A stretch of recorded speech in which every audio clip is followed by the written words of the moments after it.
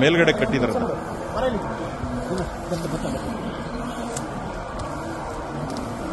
ಒಂದು ಚೂರಲ್ಲಿ ಇದರ ಮೇಲೆ ಎತ್ತಬೇಕು, ಕೈನಲ್ಲಿ ಒಂದು ಚೂರು ಲೂಸ್ ಮಾಡ್ಕೊಡ.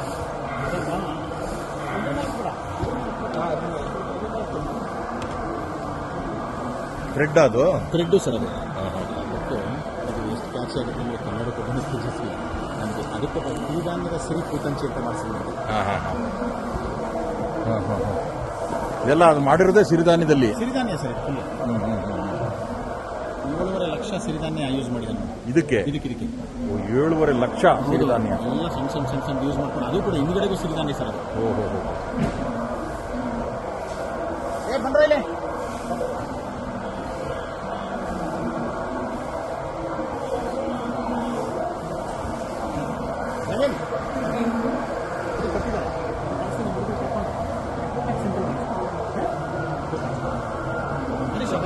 ಅದೀಗ ಇದು ಮಿನಿ ವಾಟರ್ ಫಾಲ್.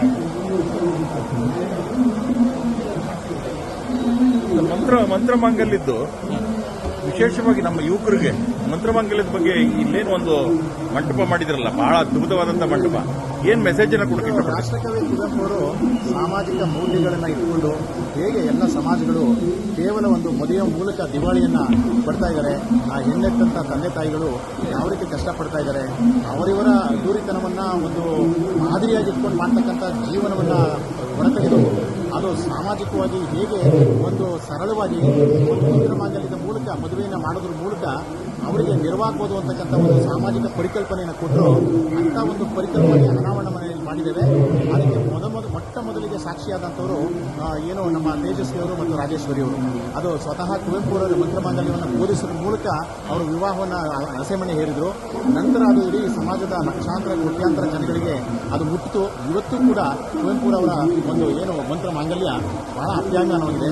ಅದು ಇನ್ನೂ ಕೂಡ ಸಮಾಜದಲ್ಲಿ ಅತ್ಯಂತ ಪ್ರಚಲಿತವಾಗಬೇಕು ಅಂತಕ್ಕಂಥ ದೃಷ್ಟಿಯಿಂದ ಅದರ ಒಟ್ಟಾರೆ ಪರಿಕಲ್ಪನೆಯನ್ನು ಸುಮಾರು 15 ಲಕ್ಷ ವರ್ಟಿಕಲ್ ಗಾರ್ಡನ್ ಇಂದ ಬೆಳೆದಂತ ನೈಜ ಗಿಡಗಳಿಂದ ಆ ಮಾದರಿಯನ್ನು ನಾವಿಲ್ಲಿ ಆ ಒಂದು ಪರಿಕಲ್ಪನೆಯನ್ನು ತಂದಿದ್ದೇವೆ.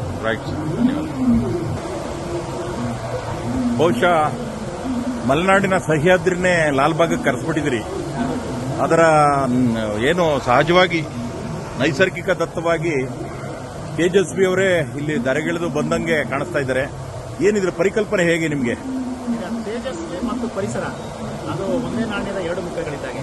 ತೇಜಸ್ವಿ ಬಹುಶಃ ಪರಿಸರ, ಗಿಡ, ಮರ, ಕೀಟ, ಪ್ರಾಣಿ, ಪಕ್ಷಿಗಳಿಲ್ಲದೆ ಅವರ ಜೀವನವನ್ನು ನಾವು ಊಹಿಸಲಿಕ್ಕೂ ಸಾಧ್ಯ ಇಲ್ಲ. ಸೊ ಹಾಗಾಗಿ ಅವರನ್ನು ಬೆಂಗಳೂರಿನಲ್ಲಿ ತೋರಿಸ್ತಾ ಇರೋದ್ರಿಂದ ಈ ನಗರ ಪ್ರದೇಶಕ್ಕಿಂತ ದೂರವಾಗಿ ಮಲೆನಾಡಿಗೆ ಕರ್ಕೊಂಡು ಹೋಗಬೇಕು, ದಟ್ಟವಾದ ಕಾಡಿಗೆ ಕರ್ಕೊಂಡು ಹೋಗಬೇಕು. ಆ ಮುಖೇನ ತೇಜಸ್ವಿಯ ನೈಜ ಚಿತ್ರಣವನ್ನು ತರಬೇಕು ಅಂತಕ್ಕಂಥ ಮೂಲ ಉದ್ದೇಶದಿಂದ ಗಾಜನ ಮನೆಯ ಹೃದಯ ಭಾಗದಲ್ಲಿ ಒಂದು ಬಹಳ ಬೃಹತ್ತಾದ ನೈಸರ್ಗಿಕ ಪರ್ವತವನ್ನು, ಅಲ್ಲಿರ್ತಕ್ಕಂಥ ಜಲಪಾತ, ಗಿಳಿ, ಪಕ್ಷಿ, ಕೀಟ, ಗೋಧಿಕ್ಯಾತ ಎಲ್ಲವನ್ನೂ ತೋರಿಸಿದ್ದೇವೆ. ಅದರ ತಪ್ಪಲಲ್ಲಿ ಅವರ ಒಂದು ಏನು ನಿರುತ್ತರದ ಪುಷ್ಪ ಮನೆಯನ್ನು ಕೂಡ ಇದೆ. ಒಟ್ಟಾರೆ ಚಿತ್ರಣ ಏನು ತೇಜಸ್ವಿಯವರ ಪರಿಸರ ಕಾಳಜಿ, ಪರಿಸರದಲ್ಲಿ ಬರ್ತಕ್ಕಂಥ ನಡೆನುಡಿಗಳನ್ನು ಆಧರಿಸಿ ಈ ಚಿತ್ರಣವನ್ನು ನಾವು ತಂದಿದ್ದೇವೆ. ಆರುವ ಓದಿ ಇದೆ ನಿರುತ್ತರ ಅವ್ರದೇ ವೆಹಿಕಲ್ ತಂದ್ಬಿಟ್ಟಿದ್ವಿ. ಬಜಾಜ್ ಏನ್ ಸಾರ್ ಇದು?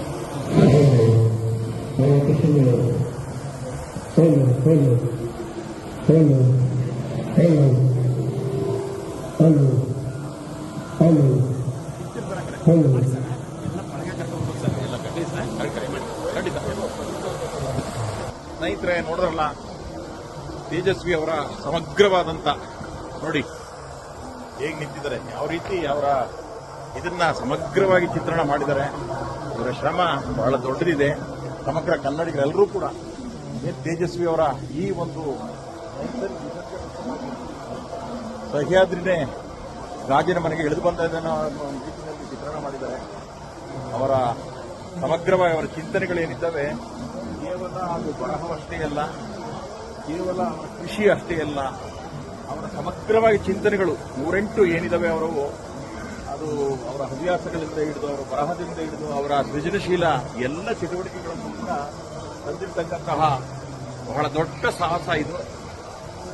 ಜಗದೀಶ್ ಮತ್ತೆ ಸೇರಿದಂತೆ ಅನೇಕ ಏನು ತೋಟಗಾರಿಕಾ ಇಲಾಖೆಯ ಅಧಿಕಾರಿಗಳು ಹಗಲಿರುಳು ಶ್ರಮ ಬಿದ್ದು ಈ ಒಂದು ಗೂಢಚಂದ್ರ ತೇಜಸ್ವಿ ಅವರ ಸಮಗ್ರವಾದ ಚಿತ್ರಣವನ್ನು ಇಲ್ಲಿ ತರಬೇಕು ಅಂತ ಶ್ರಮ ಬಿಟ್ಟಿದ್ದಾರೆ. ಸಮಗ್ರ ಕನ್ನಡಿಗರೆಲ್ಲರೂ ಕೂಡ ಇದರ ಸದುಪಯೋಗವನ್ನು ಪಡೆಯಬೇಕು ಅನ್ನುವಂಥದ್ದು ನನ್ನ ಕಳಕಳಿಯ ಮನವಿ.